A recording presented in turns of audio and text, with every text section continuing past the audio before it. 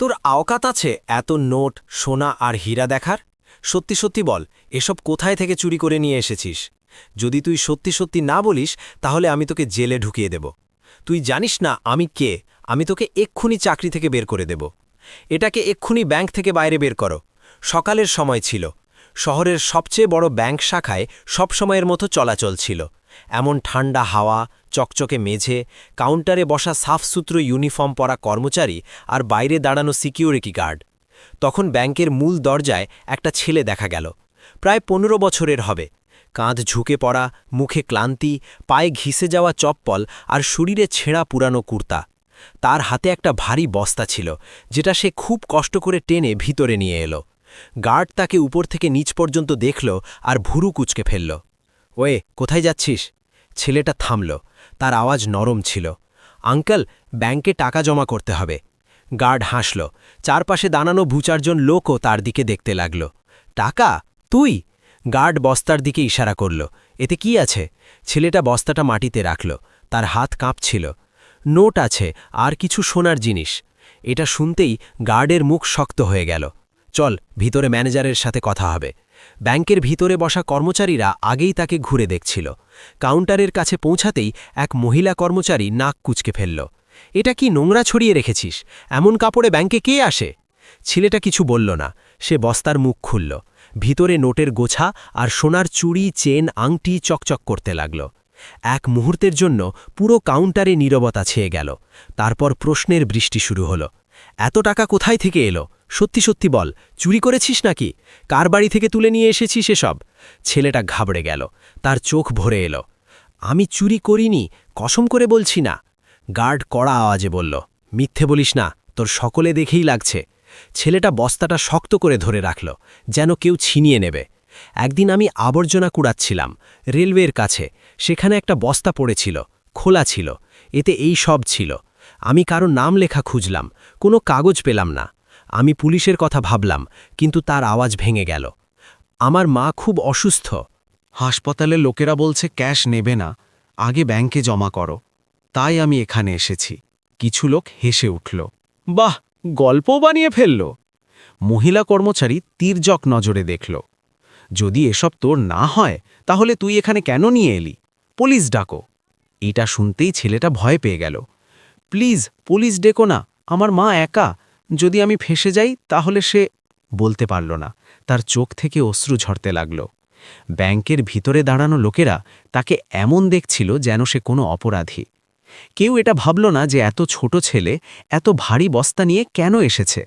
কেউ এটা জিজ্ঞাসা করল না যে তার মা কেমন আছে। সেই সময় কেবিনের কাঁচের দরজার পিছন থেকে একজন লোক এসব দেখছিল। ব্যাংকের ম্যানেজার। তার নজর ছেলেটার ওপর আটকে গেল। ছেঁড়া কাপড়, ভয় পাওয়া মুখ আর বস্তায় ভরা টাকা। তার হৃদয় হঠাৎ দ্রুত ধড়কতে লাগল। তাকে লাগছিল যেন সেই ছেলেকে কোথাও চেনে। ব্যাংকের ম্যানেজার কেবিন থেকে বাইরে এলো। তাদের বয়স প্রায় ৪০-৪৫ হবে। মুখে কঠোরতা ছিল, কিন্তু চোখে কিছু অন্যরকম শান্তি। তিনি একবার পুরো হলে নজর ঘোরালেন, তারপর সোজা ছেলেটার দিকে দেখলেন। কি হচ্ছে এখানে? তাদের আওয়াজ শান্ত ছিল, কিন্তু প্রভাবশালী। মহিলা কর্মচারী তৎক্ষণাৎ বলল, স্যার, এই ছেলেটা বস্তা ভরে নোট আর সোনা নিয়ে এসেছে। বলছে জমা করতে হবে। সন্দেহ যে চুরির মাল। ম্যানেজার ছেলেটাকে কাছে ডাকলেন। তোমার নাম রাহুল? ছেলেটা মাথা নিচু করে বলল। পুরো কথা বলো, ধীরে ধীরে। রাহুল গভীর শ্বাস নিল। আমি রোজ আবর্জনা কুড়াই স্টেশনের পিছনে। সেটা থেকে ঘর চলে। সেই দিন একটা বস্তা পেলাম, খুব ভারী ছিল। খুললাম তো এসব ছিল। আমি ভয়ে তৎক্ষণাৎ লুকিয়ে দিলাম। ভাবলাম পুলিশের কাছে যাই, কিন্তু তার আওয়াজ আবার ভরে ভরে গেল। আমার মা পড়ে গিয়েছিল। ডাক্তার বলল অপারেশন দরকার। হাসপাতালের লোকেরা বলল আগে টাকা ব্যাংকে জমা হবে, তাহলে চিকিৎসা শুরু হবে। ম্যানেজার মনোযোগ দিয়ে শুনছিলেন। তোমার মা কোথায়? ঝুপুরিতে। খুব দুর্বল হয়ে গেছে। গার্ড মাঝে বলে উঠল, স্যার, এসব গল্প হতে পারে, আজকাল বাচ্চারাও খুব চালাক হয়। ম্যানেজার গার্ডকে হাতের ইশারায় চুপ করালেন। যদি এটা সত্যি বলছে তাহলে? মহিলা কর্মচারী বলল, স্যার, নিয়ম তো নিয়ম, ছাড়া যাচাই কিভাবে জমা করব? ম্যানেজার কিছুক্ষণ চুপ রইলেন, তারপর বললেন, ঠিক আছে, যাচাই হবে, কিন্তু এখন কারো তোর অভিযোগ লাগবে না। তিনি রাহুলকে বললেন, ভয় পেও না, যতক্ষণ সত্যি সামনে না আসবে কেউ তোমাকে হাত লাগাবে না। রাহুল প্রথমবার মাথা তুলে তাদের দিকে দেখল। তার চোখে ভয়ের সাথে আশা ছিল। ম্যানেজার বস্তার দিকে দেখলেন। নোট পুরানো লাগছে না, সোনার জিনিসগুলো আসল লাগছে। তুমি এদের থেকে কিছু খরচ করনি? না স্যার, কসম করে। ম্যানেজারের মনে অদ্ভুত হলচল হতে লাগল। ছেলেটার চোখ, তার আওয়াজ, কোথাও কিছু চেনা চেনা লাগছে। তিনি স্টাফকে বললেন, টাকা গুনে আলাদা রাখো, লকারে রাখা হবে, কেউ হাত লাগাবে না। তারপর রাহুলকে বললেন, তুমি আমার সাথে কেবিনে এসো। কেবিনের ভিতরে নীরবতা ছিল। রাহুল চেয়ারের কিনারে বসল, যেন কোথাও তাকে বসার অধিকার নেই। তোমার বয়স কত? 15। পিতা? রাহুল চুপ হয়ে গেল। জানি না, মা কখনো বলেনি।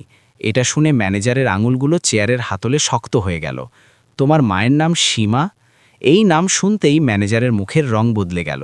এক মুহূর্তের জন্য তাদের শ্বাস থেমে গেল। সীমা? তিনি নিজের মতো যেন পুনরাবৃত্তি করলেন। রাহুল কিছু বুঝল না। স্যার, কি হলো? ম্যানেজার নিজেকে সামলালেন। কিছু না, শুধু তোমার মায়ের সাথে দেখা করতে চাই। রাহুল ঘাবড়ে গেল। কেন স্যার, আমি কিছু ভুল করেছি কি? ম্যানেজার ধীরে বললেন, না, হয়তো অনেক বছর আগে আমিও কিছু ভুল করেছিলাম। কেবিনের বাইরে ব্যাংকের শোরগোল চলছিল, কিন্তু ভিতরে একটা এমন সত্যি পাল্টি খাচ্ছিল যাকে এখনও কেউ পুরোপুরি চেনেনি। ম্যানেজার সেই সময় নিজের গাড়ি ডেকে পাঠালেন। রাহুল ঘাবড়ানো ছিল। স্যার, আমার মাকে কিছু বলবেন না, সে খুব অসুস্থ। ম্যানেজার প্রথমবার তার কাঁধে হাত রাখলেন। ভয় পেও না, যদি তুমি সত্যি বলছো তাহলে আজ তোমার মাকে সাহায্য মিলবে। গাড়ি শহরের সাফ রাস্তা থেকে বেরিয়ে কাঁচা গলিতে ঢুকল। চারপাশে নালা, ভাঙা ঝুপড়ি আর দুর্গন্ধ। রাহুলের দুনিয়া এখানেই ছিল। ম্যানেজার চুপচাপ সব দেখছিলেন। প্রত্যেক মোড়ে তার হৃদয় আরও ভারী হয়ে যাচ্ছিল। একটা ছোট ঝুপড়ির সামনে রাহুল থামল। এখানে আছে। ভিতর থেকে কাশির দুর্বল আওয়াজ আসছিল। রাহুল দৌড়ে ভিতরে গেল। মা, আমি এসেছি। ঝুপড়ির ভিতরে অন্ধকার ছিল। এক কোণে পাতলা মহিলা চাটাইয়ে শুয়েছিল, মুখ ফ্যাকাশে, চোখ ডোবা। সে রাহুলকে দেখল আর হালকা হাসি এলো। এত দেরি কেন হলো বাবু? তারপর তার নজর বাইরে দাঁড়ানো লোকটার উপর পড়ল। একে? ম্যানেজার ভিতরে এলো। তার নজর মহিলার মুখে আটকে গেল। পরের মুহূর্তে তার পা যেন মাটিতে আটকে গেল। সীমা। তার মুখ থেকে শুধু এটাই বেরোল। মহিলা মনোযোগ দিয়ে দেখল, কয়েক সেকেন্ড দেখতে থাকল। তারপর তার চোখ ছড়িয়ে গেল। আদিত্য। আওয়াজ কাঁপছিল। রাহুল দুজনকে দেখছিল। আপনারা দুজনে একে অপরকে চেনেন? ঘরে নীরবতা ছেয়ে গেল। ম্যানেজারের চোখ ভিজে গেল। আমি তোমার বাবা। রাহুলকে লাগল যেন কেউ তার কানে জোরে থাপ্পড় মেরেছে। কি? তার মস্তিষ্ক অসাড় হয়ে গেল। সীমার চোখ থেকে অশ্রু ঝরতে লাগল। আমি ভেবেছিলাম তুমি কখনো আসবে না। আদিত্য মাথা নিচু করলেন। আমি ভয় পেয়ে গিয়েছিলাম, দায়িত্ব থেকে পালিয়ে গিয়েছি, আর তারপর তুমি শহর ছেড়ে চলে গেলে। আমি খুব খুঁজেছি, কিন্তু রাহুলের শ্বাস দ্রুত হয়ে গেল। তাহলে আপনি, যিনি আমাদের একা ছেড়ে দিয়েছেন? আদিত্য কিছু বলতে পারলেন না। সীমা দুর্বল আওয়াজে বলল, বাবু, তোমার বাবা খারাপ মানুষ না, পরিস্থিতি ভুল ছিল। রাহুল বাইরে বেরিয়ে এলো। তার চোখ থেকে অশ্রু ঝরছিল, কিন্তু সে কাঁদছিল না। তার ভিতরে রাগ, দুঃখ আর উলছন সব একসাথে ছিল। আদিত্য তার পিছনে এলো। রাহুল, আমাকে একটা সুযোগ দাও। রাহুল পিছন ফিরে দেখল। আমার মা মরছে, আর আপনার আজ মনে পড়ল যে আপনি আমার বাবা? এই শব্দগুলো ছুরির মতো লাগল। আদিত্য তৎক্ষণাৎ ফোন বের করলেন। এক্ষুনি হাসপাতাল চলো। সবচেয়ে ভালো হাসপাতালে, 1 মিনিটও নষ্ট করব না। সীমাকে স্ট্রেচারে রাখা হলো। অ্যাম্বুলেন্সের আওয়াজ সেই বস্তিতে গুঞ্জরিত হচ্ছিল। লোকেরা ঝুপড়ি থেকে বাইরে বেরিয়ে এলো। কেউ জানত না যে এই মহিলা আর এই ছেলে আজ কোন মোড়ে দাঁড়িয়ে আছে। হাসপাতাল পৌঁছাতেই ডাক্তাররা দৌড়ে এলো। অবস্থা খুব নাজুক, তৎক্ষণাৎ অপারেশন করতে হবে। আদিত্য বিনা ধামায় বললেন, যা করতে হয় করো, টাকার চিন্তা করো না। রাহুল দূরে দাঁড়িয়ে সব দেখছিল। সেই ব্যাংক, সেই টাকা, সেই লোক, কিন্তু এখন গল্প বদলে গেছে। তার মনে একটা প্রশ্ন গুঞ্জরিত হচ্ছিল, রক্তের সম্পর্ক কি এত বছরের চুপচাপের ক্ষতিপূরণ করতে পারে? হাসপাতালের সাদা দেওয়ালের মাঝে সময় যেন থেমে গেল। অপারেশন থিয়েটারের বাইরে লাল আলো জ্বলছিল। রাহুল বেঞ্চে বসেছিল, 2 হাতে মাথা চেপে। তার কাপড় এখনও সেই ছেঁড়া ছিল, কিন্তু এখানে কেউ কিছু বলেনি। তবু তাকে লাগছিল যেন সবাই তাকে দেখছে। আদিত্য কিছু দূরে দাঁড়িয়েছিলেন, ফোন কানে লাগানো। হ্যাঁ, যা ডাক্তাররা চাইবে সব অ্যারেঞ্জ করো। হ্যাঁ, তৎক্ষণাৎ। ফোন কেটে সে রাহুলের কাছে এলো। ডাক্তাররা ভালো, সব ঠিক হয়ে যাবে। রাহুল মাথা তুলে দেখল, তার চোখ লাল ছিল। যদি কিছু হয়ে যায় তাহলে আমি আপনাকে কখনো মাফ করব না। আদিত্য বিনা খারাপ মনে বললেন, যদি কিছু হয়ে যায় তাহলে আমি নিজেকেও মাফ করতে পারবো না। দুজনে আবার চুপ হয়ে গেল। অনেক ঘন্টা কেটে গেল। প্রত্যেক মিনিট ভারী লাগছিল। রাহুলকে মনে পড়ছিল কিভাবে তার মা রাতে দুঃখেও হাসত, কিভাবে সে কখনো নিজের জন্য কিছু চায়নি, আর আজ সে জীবন আর মৃত্যুর মাঝে ছিল। হঠাৎ অপারেশন থিয়েটারের দরজা খুলল। ডাক্তার বাইরে এলেন। অপারেশন সফল, কিন্তু পরের ২৪ ঘন্টা খুব দরকারি। রাহুলের চোখ থেকে অশ্রু ঝরে পড়ল। সে স্বস্তির নিঃশ্বাস ফেলল। আমি তাদের সাথে দেখা করতে পারি? এখন না। কিছুক্ষণ পর আদিত্য প্রথমবার রাহুলের মাথায় হাত রাখলেন। রাহুল সরাল না।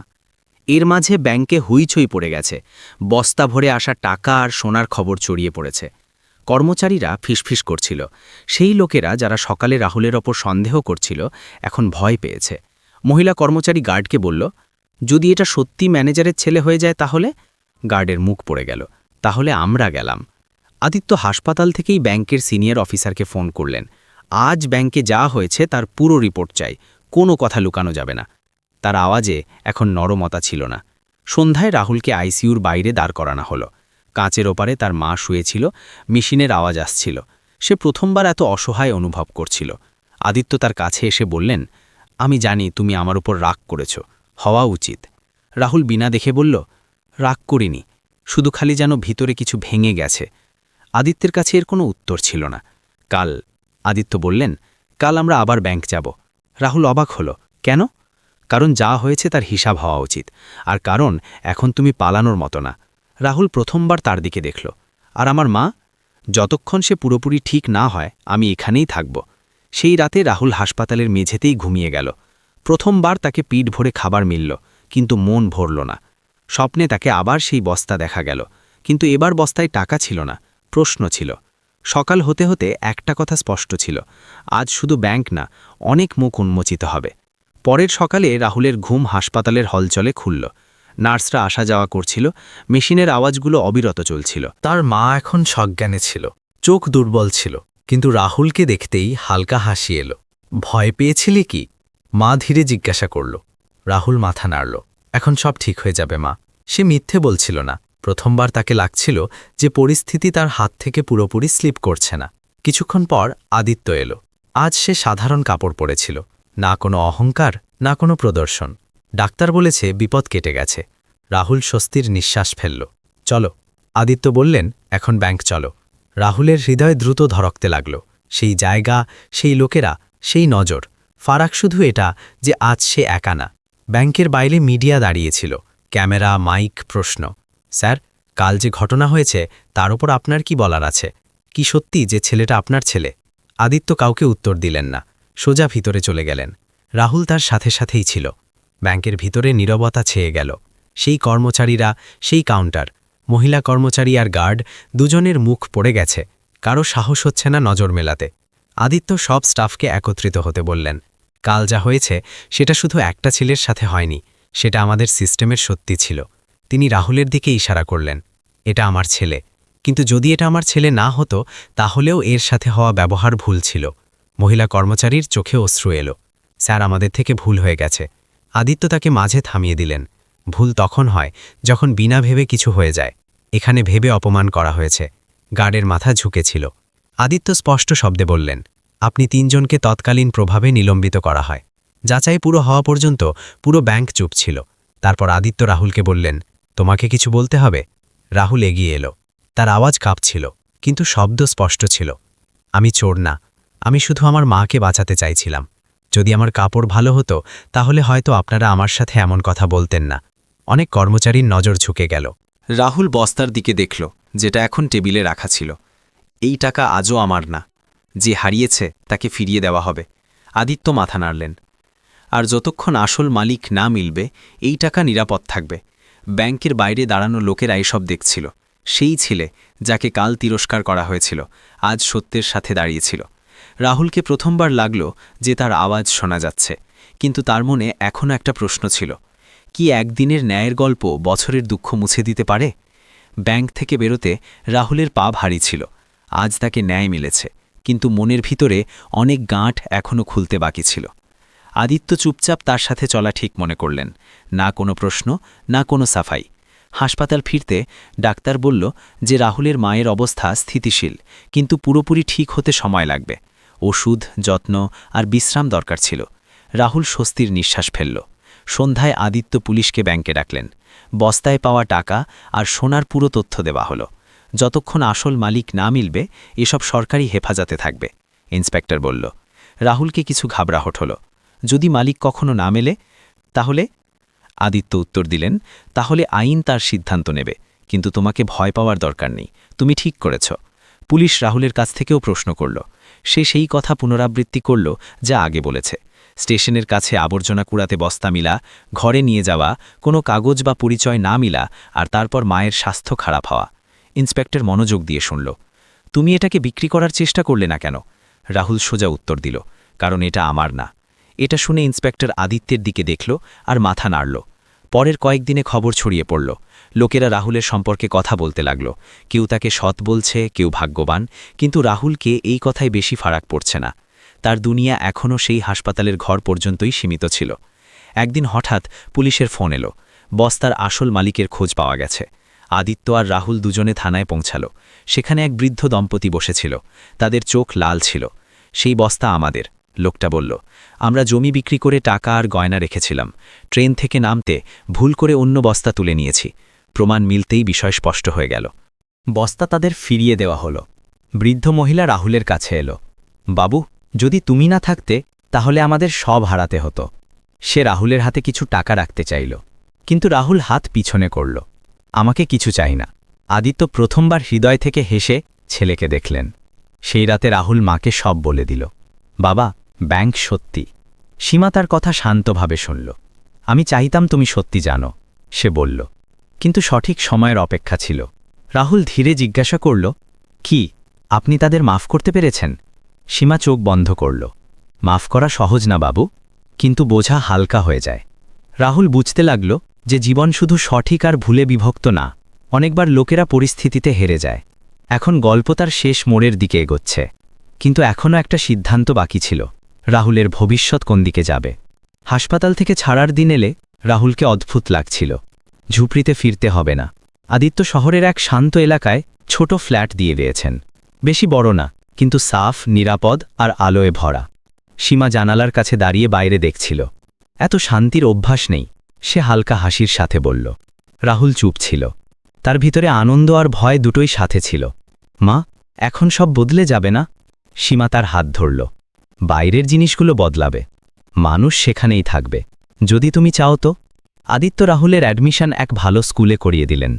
ফর্ম ভরতে একটা প্রশ্ন এলো, বাবার নাম। কলম কয়েক সেকেন্ড হাওয়ায় থেমে রইল। যদি তুমি চাও তো, আদিত্য ধীরে বললেন। রাহুল কাগজ দেখল, তারপর মায়ের দিকে। আমি আমার নাম বদলাবো না, আমি রাহুলই থাকব। আদিত্য বিনা দরকে মাথা নাড়লেন। ঠিক আছে। স্কুলের প্রথম দিন সহজ ছিল না। নতুন কাপড় ছিল, নতুন বই ছিল, কিন্তু পুরানো ভয়ও সাথে ছিল। কিছু বাচ্চা তাকে অদ্ভুত নজরে দেখছিল। কারো কাছে জানা গেছে যে সে সেই ছেলে যার খবর টিভিতে এসেছে। একটা ছেলে জিজ্ঞাসা করল, তুই কি সত্যি আবর্জনা কুড়াতিস? রাহুল সোজা উত্তর দিল, হ্যাঁ, আর এখন পড়ি, বাস এতটুকুই। ধীরে ধীরে জিনিসগুলো বদলাতে লাগল। রাহুল পড়াশোনায় ভালো প্রমাণিত হল।